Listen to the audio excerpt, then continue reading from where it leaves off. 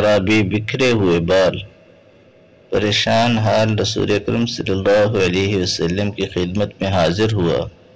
اس نے پوچھا کہ یا رسول اللہ صلی اللہ علیہ وسلم، بتائیے مجھ پر اللہ تعالیٰ نے کتنی نمازیں فرض کی ہیں؟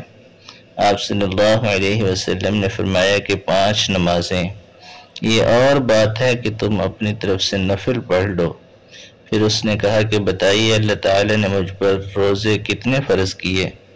آپ صلی اللہ علیہ وسلم نے فرمایا کہ رمضان کے مہینے کے، یہ اور بات ہے کہ تم خود اپنے طور پر کچھ نفلی روزے اور بھی رکھ لو۔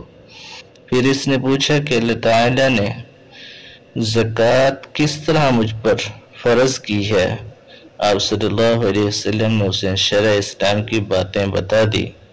جب اس اعرابی نے کہا کہ اس ذات کی قسم جس نے آپ صلی اللہ علیہ وسلم کو عزت دی، نہ میں اس سے جو اللہ تعالیٰ نے مجھ پر فرض کر دیا ہے کچھ بڑھاؤں گا اور نہ گھٹاؤں گا، اس پر رسول اکرم صلی اللہ علیہ وسلم نے فرمایا اگر اس نے سچ کہا ہے تو یہ مراد کو پہنچا۔ یا آپ صلی اللہ علیہ وسلم نے یہ فرمایا کہ اگر سچ کہا ہے تو جنت میں جائے گا۔ صحیح بخاری کتاب روزے کے مسائل 891 نمبر حدیث۔